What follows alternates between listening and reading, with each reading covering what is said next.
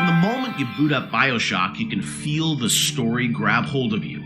A plane crashes at sea, a mysterious lighthouse, a sprawling city beneath the ocean. Hooking the player from the first touch without overwhelming him with convoluted RPG mechanics was key to the success of the game and the skillful ramping up of Bioshock's legendary gameplay.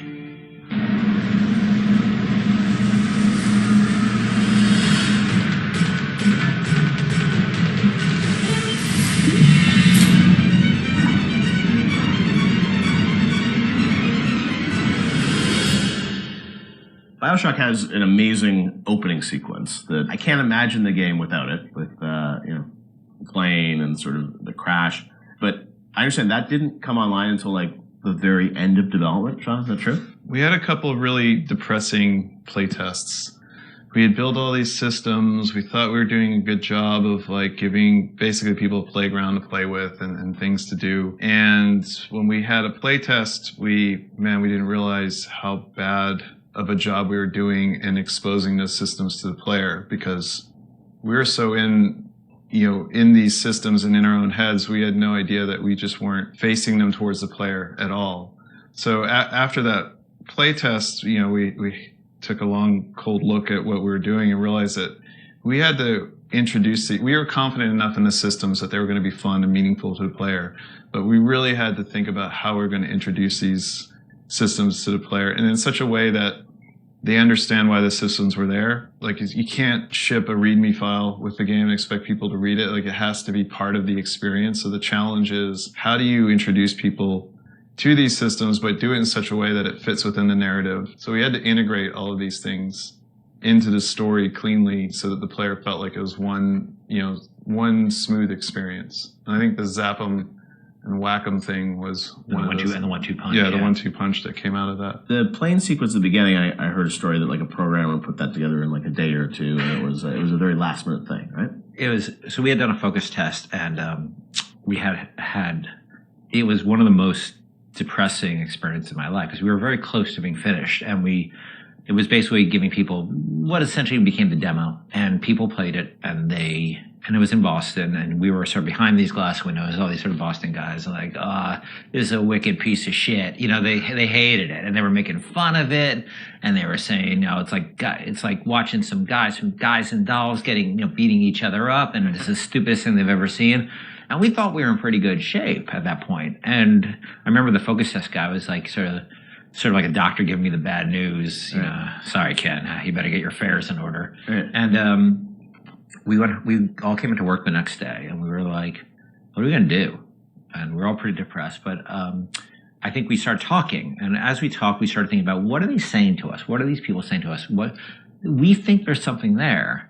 How are they missing it? And we decided that maybe they didn't understand who they were and who their role as a character, who their role in the world was, because the game at that point started with you in the ocean, floating in the ocean after the plane crash. And the crash still was in the fiction, it just wouldn't show. You just didn't see it. So you didn't have the voiceover saying, my parents always said I was going to do great things or whatever that. They didn't show the plane crash. We didn't establish a time period. Because, the plane is critical to establishing. You're smoking a cigarette. It's very 1960s looking. All that stuff was established. It wasn't established. So we decided we had no time and no money so we sort of came up with a script. I wrote some line, I think. Nate, one of our artists, recorded the line. Steven and Shawn and those guys got to work on building this very simple sequence, which was relatively simple sequence. And then the plane crash actually happens over the Bioshock logo we already had. But we wrote a radio play behind that with, altitude of the crash. And that, I think, set the emotional, and the people screaming in terror on the plane crash, that set the emotional tenor much better and explained who the player was. And all of a sudden, we released, then I think the next real encounter we had was people playing the demo, public encounter, and all of a sudden it was a very different experience. I remember even back in the day, I think we did a thing on TV where you kind of talked about it. It was like that night, and I remember that night, like people on the forums were just like going nuts. And even though the game had a lot of press attention, when people finally got to play it and go through that sequence, I just remember there was this mass sort of excitement around it. And then the game shipped only a few weeks after that, right? Or a month after that? A week later, a few days later. It's amazing, like, now to hear that, like, literally, like, a month before the game came out, like, the playing sequence came online or something. I mean, it was that late. Right? Well, we still had to go through certification and all that. Yeah, so it's like within, it wasn't far. It wasn't far. It was really last minute. And it was one of those things where, like, you really shouldn't be putting in content that late. Yeah. But we felt it. We were so close to having something good that we just rolled the dice on it, and we worked really hard on it. Like we worked really hard. I remember how much time I spent on just that recorded of altitude. I can still hear the different version of that in my head. There's been so much time on that stuff, and these guys were working on getting the animations right, and the scene was shot in engine, but we decided to pre-render it so that we had to do less QA on it. Right. It wasn't going to be some like weird streaming error or crash error. Wow. It was just like, we're just going to show the video. Yeah. And it's interesting because once you start in the ocean, we had this experience of testing a lot with the water effects and how beautiful Steven's water effects were. People didn't realize they were out of a cutscene at that point. Yeah. And so they would just sit there and stare. And then they pick up the controller. And they pick up the controller, and all of a sudden they realize they were controlling things. But that, as Shawn said, that part of the plane is not actually interactive. It was done in the engine, but we just filmed it.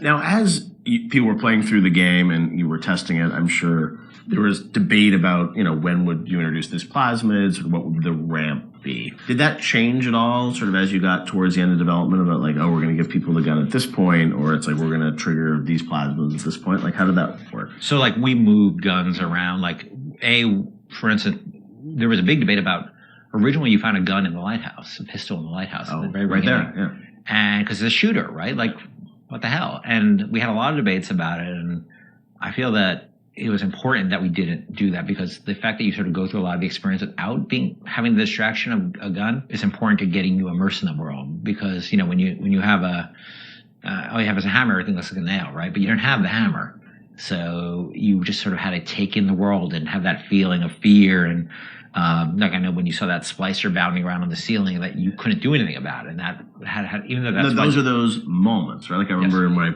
played Unreal for the first time, where it's like you're trapped and there's a monster and you can't do it, and the lights go out. It's like that's the moment with the splicer where you're like, I want to do something but I can't, and that evokes an emotion.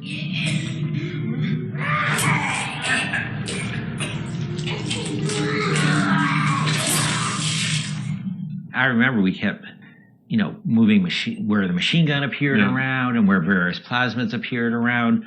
It was a real it's a real fine-tuning process. Yeah, and it gave us an opportunity, like especially with the shotgun, to really present the weapons, like put some space between them.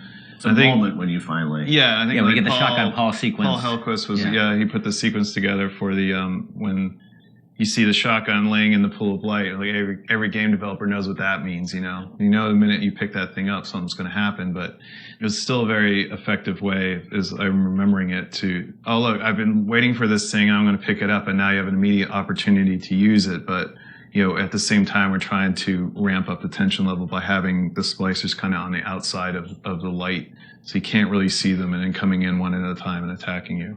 And we had very few tools to really control how those splicers acted. So how they were set up and how the environment was lit was really important. There's even other things like when you get the TK plasmid, I don't think we had a lot of physical space and opportunity and time to really present that. So we came up with the narrative that, it was the doctor's office and he used TK to practice tennis.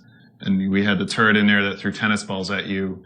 So if you wanted to, you could catch the tennis balls and throw them, and you could knock things down. I think it revealed pickups that you could then, pull to yourself with TK. But we're always trying to think of like little backstories that we could do. It doesn't have to be as involved as the shotgun ambush. Sometimes it's just, let's take a grenade turret and turn it into a tennis ball turret. Because we want to, because I remember like the impulse was, I've been to dentist's office, and there's always some like weird aspect of the dentist personality. They always want to get through their office, They just have to have their hobby featured in some way. And so we saw an opportunity there to both feature this, he's a tennis nut, and teach TK at the same time. And the